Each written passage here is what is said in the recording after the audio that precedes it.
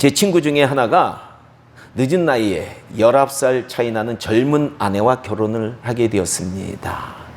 그저 얼마나 이 아내가 사랑스러운지 돈이 생기면 다 처가로 보내더라고요. 그리고 늘 선물로 아내에게 무엇을 줄까 고민을 합니다. 이처럼 우리는 사랑하는 사람에게 선물을 주게 된다라는 거예요.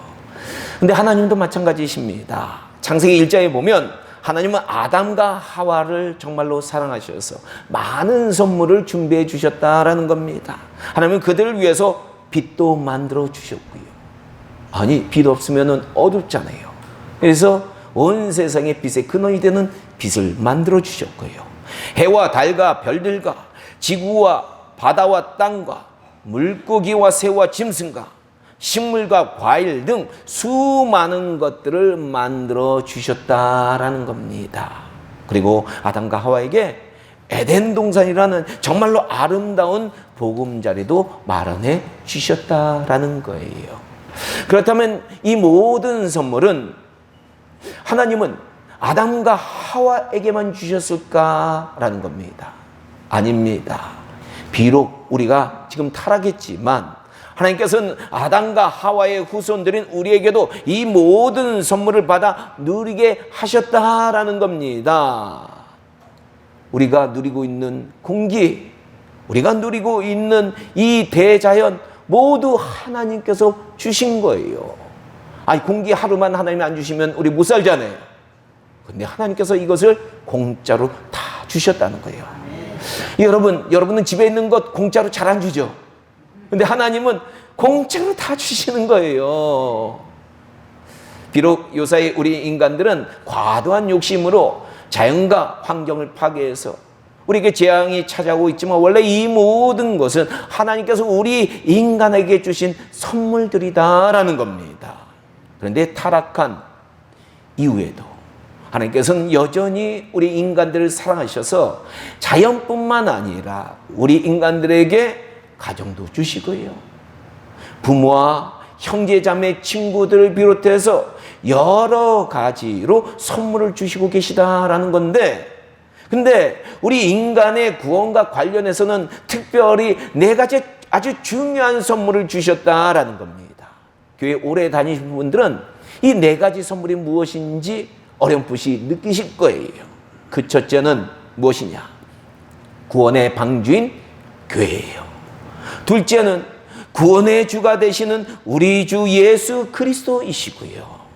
셋째는 우리 함께 하셔서 성공적인 신앙생활을 하도록 이끌어 주시고 영원한 천국에 이르도록 인도해 주시는 바로 성령님이시고요. 넷째는 우리 인류에게 구원의 길을 알려주고 구원받은 자의 삶의 방법을 자세히 알려주는 성경이다라는 겁니다. 이 4가지는 너무나도 우리에게 주신 귀하고 귀한 선물이에요. 바로 오늘은 이 가장 귀한 선물 중에 하나이신 성령님께서 우리 인간들에게 찾아오신 것을 축하하는 성령 강림주일이다라는 겁니다. 어떻게 보면 성경도 누가 기록하신 거예요? 성령님이 기록하셨기 때문에 성령님처럼 중요한 선물이 없다라는 것 여러분들 아셔야 돼요. 그러나 안타까운 것은 많은 교회와 크리스천들은요, 부활주일이나 성탄절은 성대하게 기념하지만 이 성령 강림주일은 그다지 관심을 가지지 않는다라는 겁니다. 이런 모습은 우리가 그만큼 성령님에 대해서 관심을 가지고 있지 않다라는 것을 나타낸다라는 거예요.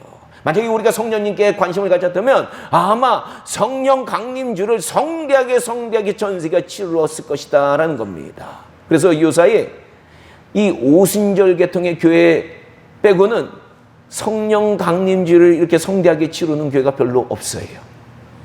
하지만 교회 역사를 살펴보면요, 교회와 우리 크리스천들이 성령님께 관심을 가지게 되면 그때에는 교회와 우리 크리스천들은 성령의 충만함을 받게 되고요, 성령님과 동행하기 시작하게 되고요, 성령의 기적과 놀라운 역사를 체험하게 되었다라는 겁니다. 그러면 오늘날도 우리 크리스천들이 성령님과 동행하고 성령의 충만함을 받고 그분이 우리 신앙의 여정 가운데 일으키는 놀라운 기적과 기사와 공급함을 체험하려면 우리는 성령님이 어떤 분이고 성령님이 어떤 일들을 하신지 관심을 가지고 그분에 대해서 깊이 묵상해야 될 필요가 있다라는 거예요. 이에 저는요 2023년 성령 강림주일을 맞이해서 성령님이 어떤 분이고 성령님께서 어떤 일을 하는지 틈틈이 여러 주에 나누어서 그 말씀을 함께 나누려고 합니다. 먼저 오늘은 구약성경이 말하는 성령님은 어떤 분인지에 대해서 우리가 살펴보려고 하는데요. 창세기 1장 2절은 성령님을 하나님의 신이다라고 말하고 있다라는 거예요. 땅이 혼돈하고 공허하며 흑암이 깊음 위에 있고 하나님의 신은 수면 위에 운행하시니라. 아멘. 맞습니다. 이 말씀에서 하나님의 신은 누굴 나타냅니까? 성령님을 나타내는 표현입니다. 구약에서는 주로요 성령님을 하나님의 영이나 하나님의 신으로 표현하고 있다라는 거예요. 또 이 말씀이 우리에게 알려주는 것은 하나님의 신이 수면 위에 운행하셨다라는 것은 성령님께서는 말씀이셨던 성자 하나님과 함께 성부 하나님의 창조 사역에 참여하셨다라는 것을 우리에게 알려주는 표현이다라는 겁니다. 즉 성부 하나님께서요 온 우주 만물을 창조하실 때 성자 하나님 즉 예수님은 뭐로 참여하셨어요? 말씀으로 창조하셨고요. 그리고 성령님은 그것을 실행함으로 참여하셨다는 것을 우리에게 알려주는 것이다라는 겁니다. 그래서 창세기 1장 26절에서 삼일체 하나님께서는 뭐라고 말씀을 하시느냐? 인간 창조에 대해서 이렇게 말씀하시는데 우리의 형상을 따라 아니 하나님 한 분인데 왜 우리라 그래요?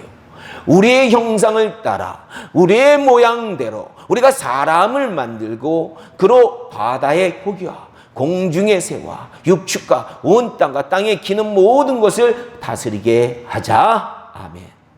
이 말씀은 우리 인간은 삼일째 하나님이 함께 창조하신 존재이고 그 형상과 모양대로 창조되었다라는 것을 우리에게 알려준다라는 겁니다. 그렇습니다. 우리 인간은요 원래 갈라디아서 5장 22절과 23절의 말씀대로 성령의 열매를 맺도록 창조된 존재였다라는 거예요. 삼일째 하나님이신 성령 하나님의 형상과 모양을 담은 우리 인간 보세요. 우리 인간의 핵심이 겉이 하나님을 닮은 게 아니에요. 우리 인간의 영혼이 하나님을 닮았거든요. 근데 우리 인간의 영혼이 닮았다면 누굴 닮은 거예요? 성령님이 영이시잖아요. 그러니까 우리가 바로 성령님을 닮은 건데 바로 이 성령 하나님의 형상과 모양을 닮은 우리 인간은 사랑과 희락과 화평과 오래 참음과 자비의 양성과 충성과 온유와 절제의 삶을 살도록 창조된 존재였다라는 겁니다. 예, 이런 존재에 대해서요 갈라디아서 5장 23절 하반절에서 이런 말씀을 했습니다. 이런 새롭게 거듭난 존재들이 맺는 이 같은 것을 즉 성령의 열매를 금지할 법이 없느니라. 아멘. 다시 말해 하나님의 형상과 모양대로 창조되었던 우리 인간은 성령의 열매를 주렁주렁 맺도록 창조되었기에 무엇이 필요 없었을까요? 무엇이 필요 없었을까요? 법이 필요 없었다라는 겁니다. 오늘날도요 착한 사람은 우리는 그 사람은 법 없이도 살 수 있는 사람이라고 이야기하는데요. 원래 우리 인간은 법 없이도 살 수 있었도록 창조된 존재였다라는 거예요. 하나님의 형상을 닮은 우리 인간들은 성령의 열매를 맺기 때문에 법이 없이 살 수 있는 그런 존재였다라는 겁니다. 그래서 에덴 동산에 보니까요 법이 몇 가지였을까요? 에덴 동산에 딱 한 가지였어요. 선악과를 금지하는 법 딱 한 가지만 있었던 거예요. 복잡한 법이 필요 없어요. 착하게 사는데, 선하게 살았는데, 하나님의 성령이 충만하게 사는데 무슨 법이 필요합니까? 그래서 법이 딱 한 가지만 있었던 거예요. 하지만 죄가 들어오면서 우리 인간의 삶은 죄로 가득 차게 되었다라는 겁니다. 이런 인간의 죄의 모습을 성령의 열매와 대조해서 갈라디아서 5장 19절에서 이렇게 말합니다. 육체의 일은 현저하니 곧 음행과 음란한 것이, 더러운 것과 호색과 성적인 거 좋아하는 것, 우상숭배와 술수와 원수 맺는 것과 분쟁과 시기와 분냄과, 분내는 것 죄라는 거예요. 당 짓는 것과 불리함과 이당과 투기와 술 취함과 방탕함과, 술 취하면 반드시 방탕하게 됐기 때문에 술 취함과 방탕함 같이 붙였어요. 또 그와 같은 것들이라. 전에 너에게 경계한 것과 같이 경계하노니 이런 일을 하는 자들은 하나님 나라를 유업으로 받지 못할 것이요. 맞습니다. 성령의 열매를 맺지 못하는 사람은 이런 육체의 일로 가득하게 된다라는 거예요. 그래서 하나님께서는 육체의 일로 가득한 우리 인간들에게 무엇을 주셨느냐? 무엇을 줬을까요? 육체의 일로 가득하니까, 죄로 가득하니까 바로 율법과 십계명을 주셨다라는 거예요. 원래 법 없이도 살 수 있는 존재가 죄로 가득해지니까 하나님께서는 이 육체의 일들을, 그 많은 여러 가지 복잡한 율법을 우리에게 주셨다라는 겁니다. 그런데도 오늘날 우리 인간들의 죄악과 범죄들은 가만히 보니까 더욱 교묘하고 강교하고 또 복잡해져서 하나님께서 주신 이 율법과 십계명에 법이 더 필요해지는 거예요. 그래서 더 많은 복잡한 법들이 이 십계명의 율법에 추가되고 있는 상황이다라는 거예요. 그래서 저는 개인적으로 세상 끝날이 되면 인간의 죄악이 더욱 가득해져서 죄악들이 많아지면 어떻게 돼요? 인간들이 살려니까 법들이 더 많아져야 되죠. 수많은 법들이 많아질 것이기 때문에 인간의 변호사와 판사는 이 많은 법들을 앞으로는 못 다루게 됩니다. 법들이 너무 많아져서 지금도 미국에서 법들이 너무 많아지니까 이 변호사들이 못 다뤄가지고 부분만 다루는 거예요. 전문 변호사들이 있습니다. 그래서 미국에서요, 뭐라고 추측하느냐? 아마 앞으로는 AI 판사나 AI 변호사들이 인간의 죄를 다루게 될 것이다. 판결 내린다는 거예요. 이런 시대가 앞으로는 반드시 오게 됩니다. 사람들은 머리 한계가 있어가지고요, 그 법들 다 못 외워요. 그러니까 이 AI나 인공지능이 인간을 다스리는 시대가 되는 거예요. 참 안타깝죠. 아마 이때 이 가증한 것이 이 하나님의 전에 서는 그런 시대가 될지도 몰라요. 하여튼 앞에서 읽은 갈라디아서 5장 19절의 말씀의 처음을 보면 우리 인간들이 짓는 죄를 뭐라고 표현했느냐? 육체의 일이라고 표현했는데 거기에는 이유가 있다라는 거예요. 그 이유와 관련해서 창세기 6장 3절 상반절에서 이런 말씀이 나옵니다. 여호와께서 가라사대 나의 신이니까 성령님이죠. 영원히 사람과 함께하지 아니하리니 이는 그들이 육체가 됨이니라. 아멘. 그렇습니다. 하나님의 신인 성령님께서 과거 노아 홍수전에 죄로 가득한 사람들을 죄가 가득해지니까 어떻게 하셨다? 떠나셨는데 그들이 육체가 되었다고 표현한 겁니다. 바로 바울 사도는 이 사건을 생각하면서 갈라디아에서 우리 인간의 죄악을 육신의 일이라고 표현했다라는 거예요. 육체가 돼서 그들이 죄 저질렀는데 바로 우리 인간들이 지은 죄가 바로 육신의 일이라고 표현한 겁니다. 오늘날도 사람들이 짓는 죄를 가만히 살펴보면요, 어떻게 무엇 때문에 짓습니까? 육신의 본능을 따라서 짓는 거예요. 육신이 요구하니까 훔치잖아요. 그렇죠? 육신이 요구하니까 때리고 화내고 성질 부리고 그러잖아요. 야, 참 안타까워요. 오늘날도 사람들이 짓는 죄를 가만히 보면 모두가 육신의 본능을 따라서 사는 삶의 열매다라는 것을 우리는 알게 됩니다. 그러나 성령이 충만한 사람들은 어떠냐라는 겁니다. 성령의 열매가 그 삶에 주렁주렁 열리게 되는 거예요.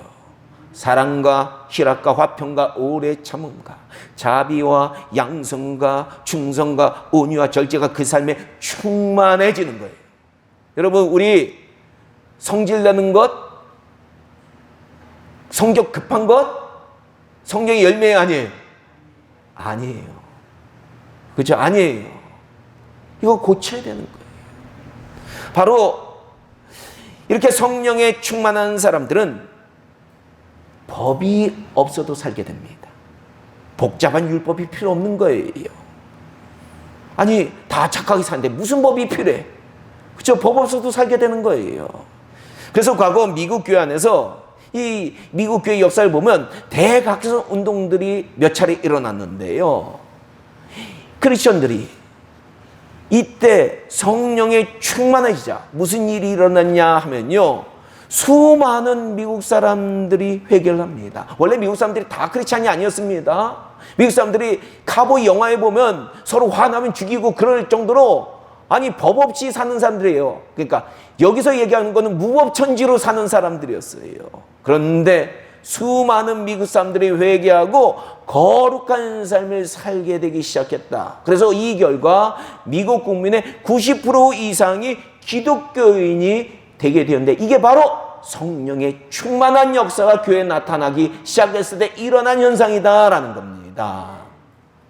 이때 미국 사회는요, 범죄율이 엄청나게 떨어졌고요, 서로 친절하고 가난한 사람들을 아낌없이 도와주는 사회로 변했습니다. 심지어 제가 자주 예를 들지만 공원에 지갑을 실수로 놓고 가도 가져가는 사람이 전혀 없는, 법 없이도 살 수 있는 사회가 되었다라는 겁니다. 그래서 당시 이런 미국을 전 세계는 선한 나라라고 칭찬했다라는 거예요. 오늘 본문 18절에 보면 바울 사도는요, 너희가 만일 성령의 인도하시는 바가 되면 율법 아래 있지 아니하리라 라고 말했는데, 그러니까 성령이 인도하는 삶을 살게 되면 법이 필요 없는 삶이라는 거예요. 바로 이 말씀이 과거 미국에서 실현되었다라는 겁니다. 하지만 안타깝게도 세상은 아직 하나님께서 사탄의 세력을 남겨놔 주셨거든요. 최후의 심판 때까지는 우리 믿는 자들이 이 금같이 단련된 믿음을 가지고 천국에 오기를 원하셔서 이 사탄의 세력들이 이 땅에 가득하게 성령 충만했던 사람들도 유혹을 받아 죄와 율법 아래 다시 끌려가는 경우가 종종 있다라는 겁니다. 지금 미국 사회는 바로 성령 충만함을 잃어버리고 죄로 가득한 사회로 다시 돌아가고 있다라는 거예요. 이제는 법이 필요 없는 사회가 아니라 수많은 법이 너무나도 많이 필요한 사회가 되어가고 있다라는 겁니다. 보세요, 미국은요, 아니 어떤 도시에 가면 아니 좀비들이 마약에 취해서 좀비들이 가득 찼어요. 길거리에 그 좀비들이 그냥 좀비처럼 행동하는 사람들이 마약에 취해서 가득 찬 도시들도 있어요. 이제 미국은 마약과 살인과 음란죄를 비롯해서 수많은 죄가 가득해서 그러다 보니까 서로 고소하고 소송을 갖는 거예요. 고소와 소송으로 가득 찬 나라. 그러다 보면 무엇이 필요합니까? 변호사가 필요한 거예요. 변호사가 가득 찬 나라가 되어가고 있다라는 겁니다. 앞으로는 이 변호사도 누가 대신한다 그랬어요? AI, 인공지능이 대신할 수가 있어요. 바울 사도는 이렇게 크리스천들이 다시 죄의 상태로 돌아가는 이런 모습에 대해서 갈라디아서 3장 3절에서 이렇게 한탄을 했어요. 너희가 이같이 어리석느냐? 성령으로 시작했다가 이제는 육체로 마치느냐? 성령에 충만한 사람이 이제는 육체가 되어버린 거예요. 맞습니다. 성령이 충만한 사람이 다시 죄가 충만한 사람으로 전락하는 것은 한탄스러운 일이다라는 거예요. 한탄을 한 거예요. 사도 바울이 그렇게 이 타락하는 갈라디아인 교회들을 보면서 한탄을 한 거예요.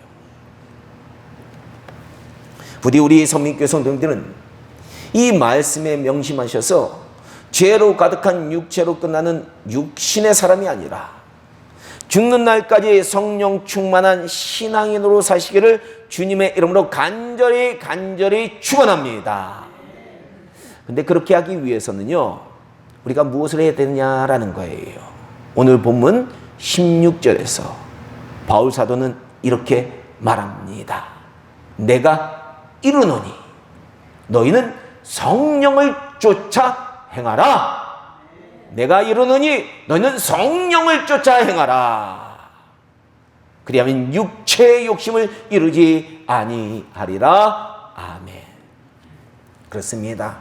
우리는 육신의 것을 추구하는 것이 아니라 육신의 것을 추구하면 결국 사망이에요. 죄의 삭은 사망이라고 그랬잖아요. 결국 죽습니다. 우리는요, 기도와 말씀과 찬양으로 성령 충만함을 받아서 성령의 인도함을 받는 영적 삶을 살아야 될 줄로 믿습니다. 그러면 육신의 일은 절대로 우리를 지배하지 못한다라는 겁니다. 그러면 법은 필요 없게 되는 거예요. 그러나 육신을 따라 살면 오늘 본문 17절의 말씀처럼 성령을 거스르게 되고 죄악이 우리를 지배하게 된다라는 겁니다. 마지막으로 말씀드리면 죄악이 지배하는 삶에 대해서 앞에서도 나눈 갈라디아서 5장 21절 말씀에서 바울 사도는요, 이 죄악이 지배하는 그런 삶, 그런 사람들은 하나님 나라를 유업으로 받지 못한다라고 말했습니다. 사실 바울 사도는요, 지식인이고 교양이 많이 있으셨어요. 그래서 당시 갈라디아인 교인들에게 이게 다시 죄를 짓는 이 갈라디아인 교인들에게 이렇게 해서 돌려서 말한 거예요. 이렇게 육신의 일을 추구하면 하나님 나라 유업으로 못 받는다. 하지만 저는 좀 무식해요. 그래서 오늘날로 표현하면, 강하게 얘기하면 죄 짓는 사람 절대로 천국 못 들어간다. 지옥 간다. 그런 얘기예요. 부디 우리 선민교회 성도님들은 한 사람이라도 육신의 소욕을 따라 육신의 일을 행하다가 죄로 충만해서 영원한 지옥에 가는 인생이 한 분도 없기를 주님의 이름으로 간절히 당부합니다. 절대로 우리는 이 천국 티켓, 이 영원한 선물, 이거 잃어버리면 안 돼요. 천국 우리 못 가면 안 돼요. 우리가 죽을 때 마귀가 와서 우리를 끌어가면 안 돼요. 하늘의 천군 천사들이 우리를 천국 가는 길로 반드시 인도해야 된다라는 겁니다.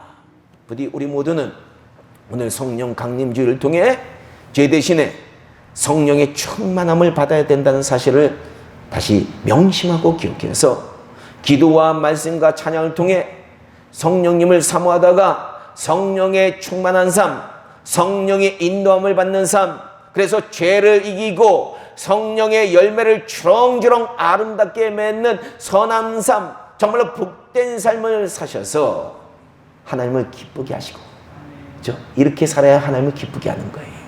영원한 천국과 영생이라는 귀한 선물을 꼭 받으시기를 주님의 이름으로 간절히 축원합니다. 아멘.